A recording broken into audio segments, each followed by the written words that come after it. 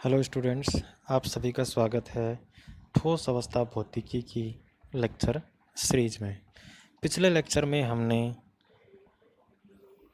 Face centred cubic unit cell के बारे में पढ़ा था, जिसमें हमने डिस्कस किया था कि face centred cubic unit cell के अंदर नंबर ऑफ एटम कितने होते हैं, इसके अंदर समन्वय संख्या कितनी होती है, पैकिंग फ्रैक्शन कितना होता है, और इसके अलावा हमने उसकी अभाज्य कोष्ठिका के मूलभूत सदिशों के बारे में जाना था और अभाज्य कोष्ठिका के आयतन के बारे में भी हमने जाना था।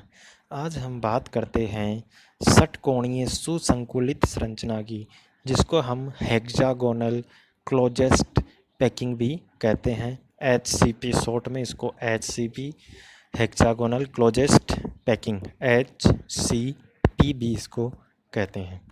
तो इसके बारे में हमने बेसिक डिस्कशन पहले कर चुके हैं। इसमें परमाणु कहाँ कहाँ पाए जाते हैं।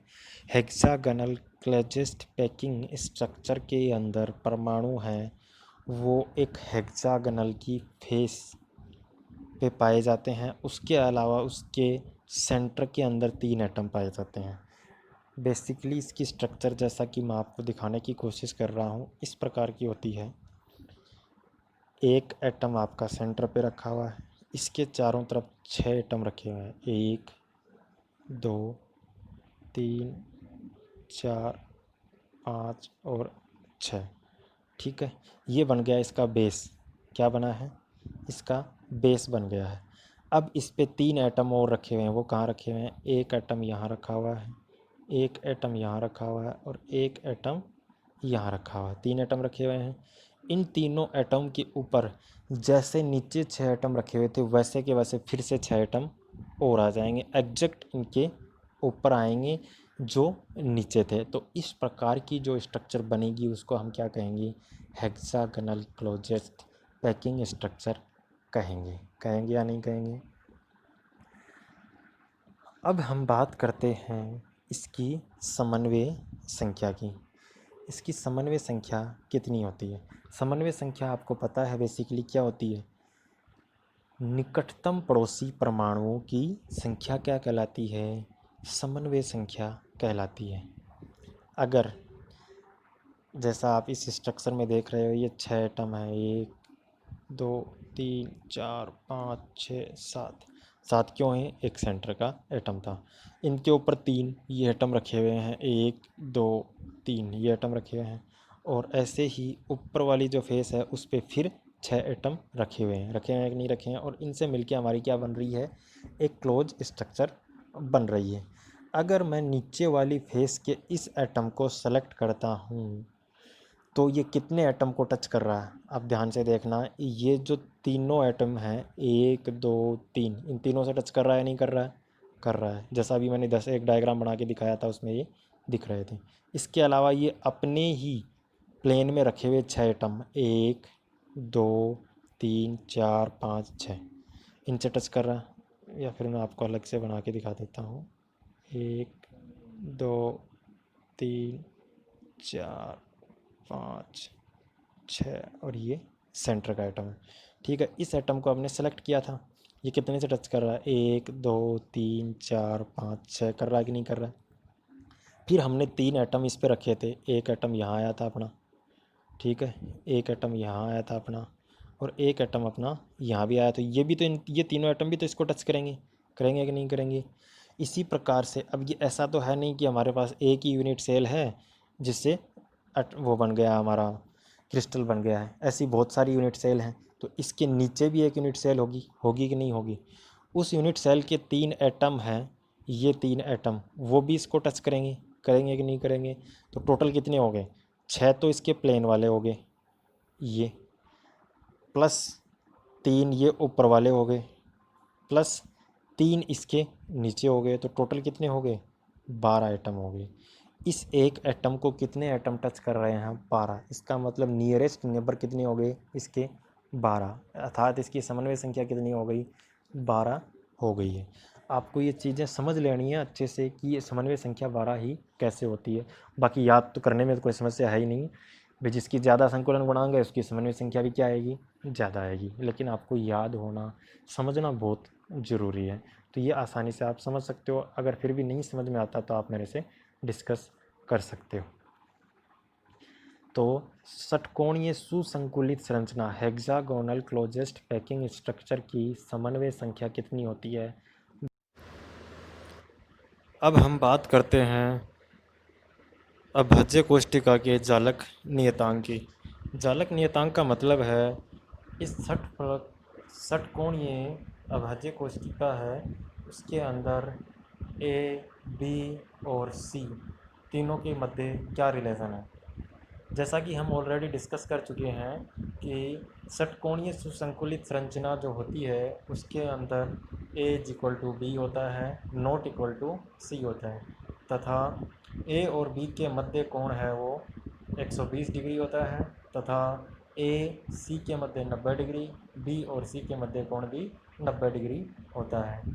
ये अपन ऑलरेडी डिस्कस कर चुके हैं, जैसा कि आप इसमें देख सकते हो।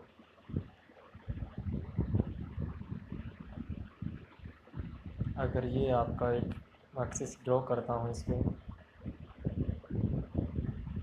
तो अगर इसको ए कहें इसको बी कहें तो इन दोनों के मध्य कोण 120 डिग्री होगा, और ये कोण है वो 90 डिग्री का है, और ये कोण भी हमारा 90 डिग्री का होगा। इस प्रकार इसमें a equal to b not equal to c एवं alpha equal to beta equal to 90 degree and gamma is equal to 120 degree होता है।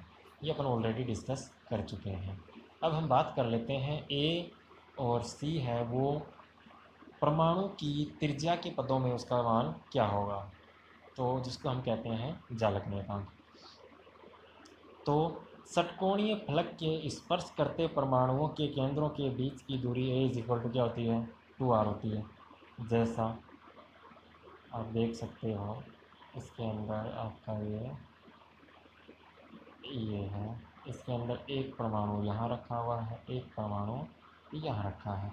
ये दोनों एक दूसरे को स्पर्श कर रहे हैं और ये दूरी इसकी ए है, और इस परमाणु के बीच की दूरी कितनी है, इसकी त्रिज्या r है, इसकी त्रिज्या r है, तो टोटल कितनी होगी 2r। तो यहाँ से हम कह सकते हैं a इक्वल टू 2r। तो ये हमारा आ गया a r के पदों में। अब हमें निकालना है c का मान। तो c के मान के लिए मैं जो सेंटर में 3 एटम रखे हुए हैं उनकी बात करता हूँ। वो तीनों एटम है मैं यहाँ इस डायग्राम में दिखा रहा हूँ। एक एटम आपका यहाँ रखा हुआ है, एक एटम आपका यहाँ रखा हुआ है, एक एटम आपका यहाँ रखा हुआ है। इन एटमों के बीच की दूरी कितनी है, इसकी दूरी ए है, इसकी दूरी भी ए है, और इसकी दूरी भी ए है। और ये जो तीनों एटम हैं वो क्या कर रहे थे, आधार का एटम था आधार के सेंटर में, और जो टॉप के सेंटर पे था उस एटम को भी टच कर रहे हैं। तो ये यहाँ पे एक टॉप वाला एटम रखा हुआ है, तो इन दोनों के बीच की दूरी भी हमारी क्या है, ए है कि नहीं है। ये आपस में टच कर रहे हैं सारे एटम। जैसा मैंने दिखाया था, आपको याद हो तो मैंने बताया था कि यहाँ पे सेंटर पे एक एटम होता है, इसके चारों तरफ 6 होते हैं, 1 2 3 4 5 और 6। फिर इनके ऊपर 3 एटम होते हैं, 1 2 और 3। तो ये सब आपस में टच करते रहते हैं। तो टच कर रहे हैं इसका मतलब ये दूरी इनकी ए है, ये दूरी ए है, ये दूरी ए है, ये दूरी भी ए हो गई है। अब हम इस त्रिभुज से सी की वैल्यू निकाल लेते हैं। तो यहाँ से इस डायग्राम से हम देख रहे हैं ये दूरी हमारी ए है, ये भी ए है, ये भी ए। इसका मतलब ये त्रिभुज हमारा कैसा हो गया, समबाहु त्रिभुज हो गया है। अब इस त्रिभुज से हमें चाहिए रिलेशन सी में। तो ये जो दूरी है हमारी ये क्या है, क्या इसको मैं सी बोल सकता हूँ, नहीं। ये कितनी है हमारी c/2 है।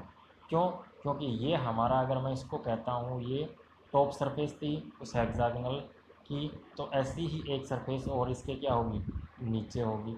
और टोटल क्या थी अपनी सी थी, तो इसलिए आधी कितनी होगी c/2 होगी। हुई कि नहीं हुई।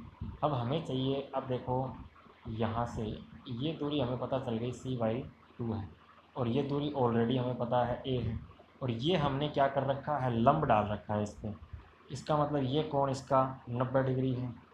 तो इस त्रिभुज की अगर मैं बात करूं तो ये त्रिभुज कैसा हो गया हमारा, समकोण त्रिभुज। इसमें हम पाइथागोरस प्रमेय अगर लगा दें तो हमें ए और सी में रिलेशन मिल जाएगा। लेकिन पाइथागोरस प्रमेय लगाने के लिए हमें अब ज़रूरत किसकी है, ए अक्ष की ज़रूरत है। किसकी ज़रूरत है, ए अक्ष की। तो ए अक्ष का मान हम निकालते हैं। पहले कैसे निकालते हैं, इस त्रिभुज की बात कर लेते हैं। अब त्रिभुज कैसा है हमारा, समबाहु त्रिभुज है कि नहीं। इसको यहाँ से मैं इसकी सामने वाली भुजा पे मिलाऊंगा तो क्या होगा, वो एक लंब होगा। समबाहु त्रिभुज की माध्यिका और लंब दोनों क्या होते हैं, सेम होते हैं। अगर सेम है इसका मतलब ये क्या है, यहाँ से जो मैं लंब डाल रहा हूँ वो क्या करेगा इसको, ये माध्यिका है, इस माध्यिका को कितने में, किस में अनुपात में बांटता है, 2:1 में बांटता है। हमेशा बांटता है कि नहीं बांटता है। आपने त्रिभुज की प्रॉपर्टी पढ़ी होंगी, उसके अंदर देखा होगा। नहीं देखा तो आपको ध्यान रखना है कि ये जो माध्यिका पे जो लंब डाला जाएगा वो इसको किस में बांटेगा, 2:1 में बांट देगा। तो हमें चाहिए, अगर अब हमें ए वाई की वैल्यू पता चल जाए, क्या पता चल जाए, ए वाई की वैल्यू पता चल जाए तो ए एक्स की वैल्यू हमारी आ जाएगी, क्योंकि ए वाई के 2:1 में बटी हुई है ए एक्स। तो वहाँ से हमें ए एक्स की वैल्यू पता चल जाएगी। तो वो वैल्यू हमें निकालनी है। अब देखो, मैं बात कर रहा हूँ त्रिभुज ए बी और ओ की बात कर रहा हूँ। कौन सी त्रिभुज की, ए बी ओ की। और ये क्या है हमारा, सेंटर है इसका वाई। तो ये कोण इसका क्या है, 90 डिग्री है कि नहीं है। अब हमें ये भुजा इसकी पता है क्या है, ए है कि नहीं है। तो ये कोण कितना है, समबाहु त्रिभुज का प्रत्येक कोण कितना होता है, 60 डिग्री होता है। और ये इसका क्या है, माध्यिका है, बीचों बीच काट रही है। इसका मतलब ये कोण हमारा कितना हो गया, 30 डिग्री हो गया। अब देखो, मैं सिर्फ एक को त्रिभुज बना रहा हूँ, कौन सा, इस त्रिभुज को अलग कर लेता हूँ मैं। ये त्रिभुज है अपना ये, जिसके अंदर ये हमारा ए है, ये हमारा वाई है, और ये हमारा बी है। ए और बी, ये दूरी हमारी ए है। ए वाई हमें निकालना है। और ये कोण हमारा कितना है, 30 डिग्री है कि नहीं है। हमें वैल्यू किसकी चाहिए, ए वाई की। अगर किसी समकोण त्रिभुज की एक भुजा हमें पता हो और एक क्या पता हो, कोण पता हो, तो हम उस त्रिभुज के लिए सभी भुजाओं की वैल्यू निकाल सकते हैं। किससे, एक आपने फॉर्मूला पढ़ा होगा, साइन को साइन रूल है, उनसे हम निकाल सकते हैं। इन जनरल आपने लाल बट्टे कक्का तो पढ़ा ही होगा, तो उससे हम निकाल लेते हैं। तो इस त्रिभुज के लिए अब आप मेरे को ये बता दो, आधार कौन सा है, इस त्रिभुज का आधार कौन सा होगा। अगर ये कोण है मेरा 30 डिग्री, तो हमेशा समकोण त्रिभुज में जिस भुजा पे कोण बना हुआ है, जिसको हम कंसीडर करेंगे, वो भुजा हमारा क्या होगी, आधार। उसके सामने वाली भुजा क्या होगी, लंब। और समकोण के सामने की भुजा है वो क्या होगा, कर्ण। तो इस त्रिभुज की मैं बात करता हूँ तो ये हमारा समकोण है, ये हमारा क्या हो गया, कर्ण। और ये कोण बना हुआ है किस भुजा पे, इस पे। इसका मतलब ए वाई क्या हो गया, आधार, और डी वाई क्या हो गया, लंब। हमें क्या क्या पता है, ए वाई निकालना है, ये पता है, और ये कोण था। तो मैं निकाल सकता हूँ क्या, a y divided by a b, ये किसके बराबर होगा, ए वाई क्या है, आधार, और बी ए बी क्या है, कर्ण। आधार बटे कर्ण किसके बराबर होता है, कोस के बराबर। तो ये किसके बराबर हो जाएगा, कोस 30 डिग्री के बराबर हो जाएगा। होगा कि नहीं होगा। तो हमारे पास क्या आ गया, ए वाई बटे A B is equal to cos 30 degree. A B का मान कितना है, ए। तो A Y is equal to क्या आ गया, ए कोस 30 डिग्री। कोस 30 डिग्री का मान कितना होता है, कितना होता है बताओ, देखिए कोस 30 डिग्री का मान, कोस 30 डिग्री का मान होता है अपना √3/2। तो ए वाई की वैल्यू कितनी आ गई हमारी, ए इंटू √3/2। ये हमारा ए वाई का मान आ गया। आया कि नहीं आया। यहाँ से देखो हमारा ए वाई का मान आ गया है या। अब ए वाई की वैल्यू हमें पता चल गई है, तो हम क्या निकाल सकते हैं, a z square is equal to a x square plus z x square. देखो इसके अंदर a z square is equal to a x square plus z x square, जो पाइथागोरस प्रमेय थी वो हमें लगानी है। लेकिन अभी हमारे पास ए एक्स की वैल्यू नहीं है, तो ए एक्स की वैल्यू मैंने कहा था आपको कि यहाँ से अगर मैं ए एक्स निकालता हूँ तो ए वाई हमें पता चल चुका है कितना है, a√3/2 है कि नहीं।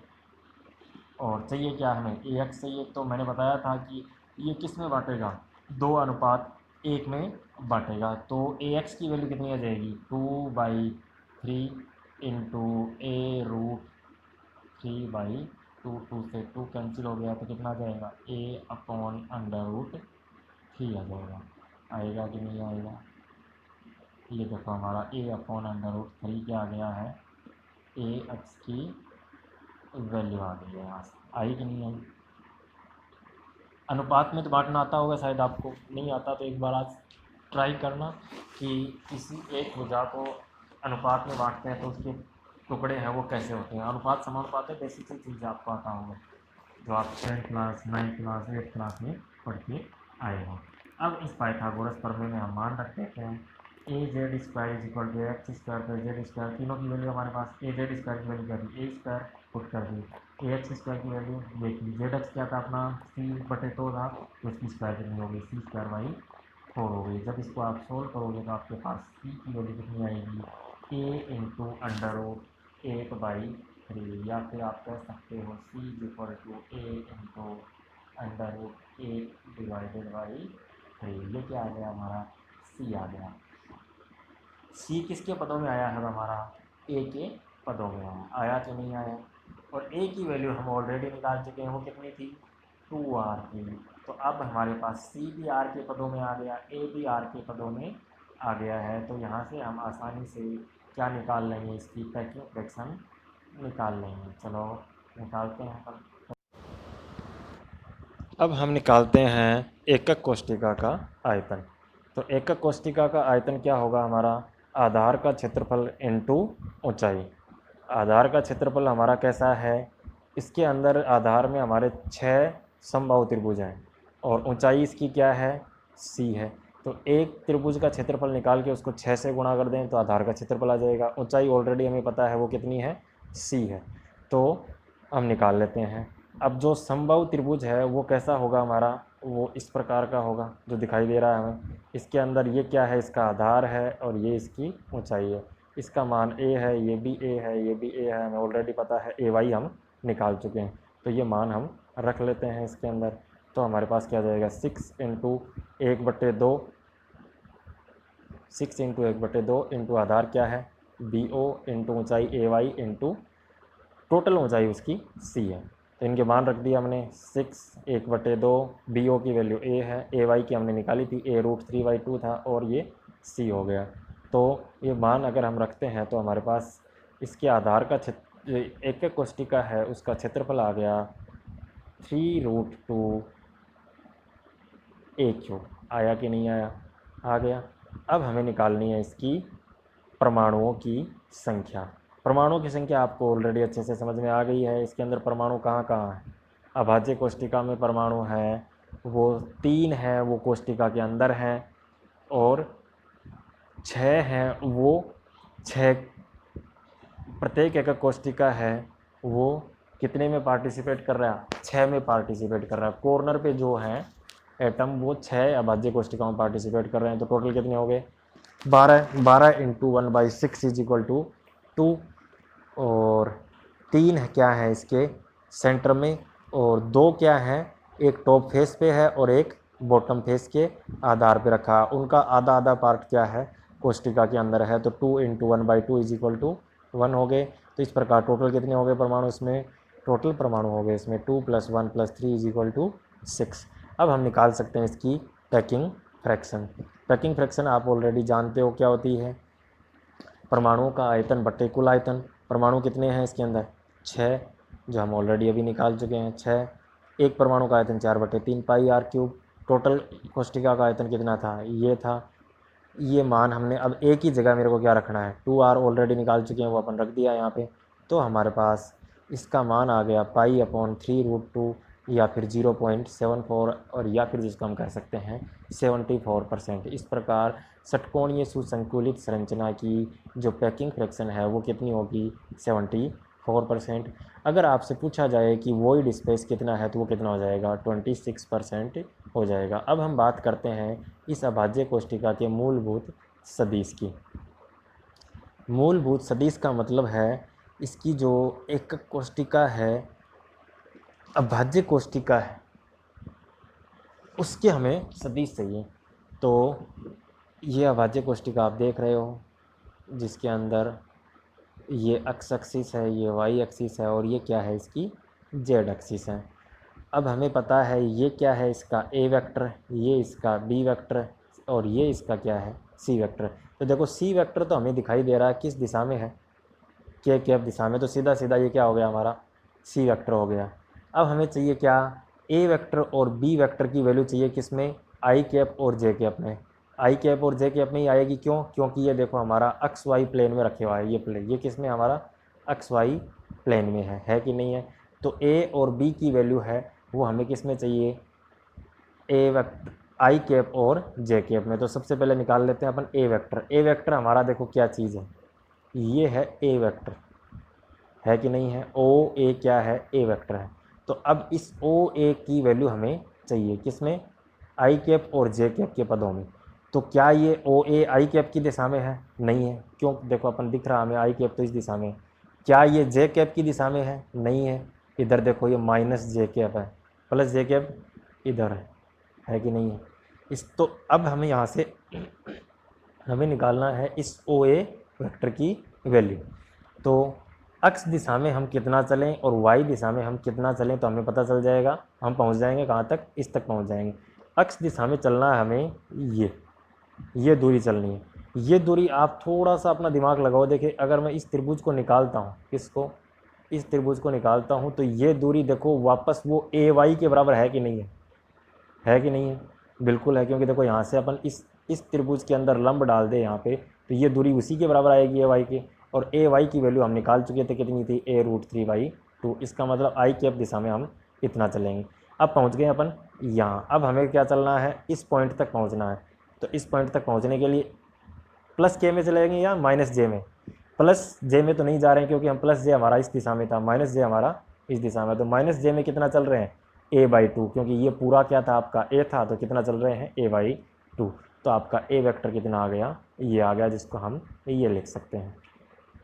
बी वेक्टर हमारा ए जे कैप है, ये देखो सीधा सीधा दिखाई दे रहा है, हमारा बी वेक्टर है वो इस दिशा में चल रहे हैं प्लस जे कैप में, और ए और बी इसके दोनों बराबर होते हैं, इसलिए B vector is equal to क्या हो गया, ए जे कैप हो गया। और सी वेक्टर हमारा क्या आ गया है, सी के कैप। इस प्रकार हमारे पास तीनों वेक्टर आ गए हैं, ए वेक्टर, बी वेक्टर और सी वेक्टर। अब हम आसानी से क्या निकाल सकते हैं, इस अभाज्य कोष्टिका का आयतन भी निकाल सकते हैं। वो क्या आ जाएगा हमारा, इस अभाज्य कोष्टिका का आयतन हो जाएगा ए वेक्टर डॉट बी क्रॉस सी, जो आपको निकालना है। क्या करना है, आपको निकालना है, और आप मेरे को बताओगे इस अभाज्य कोष्टिका का आयतन कितना आया है। सिंपली वैल्यू पुट करनी है आपको, बी वेक्टर, सी वेक्टर और ए वेक्टर की, और आपको इसका वॉल्यूम मिल जाएगा। इस प्रकार ये हमारी हो गई हेक्सागोनल क्लोजेस्ट पैकिंग स्ट्रक्चर। तो इस प्रकार हमारी जो 3 डायमेंशन में जो ब्रेवियस लैटिस थे, जिनका अध्ययन हमें इस यूनिट में करना था, वो हम कर चुके हैं।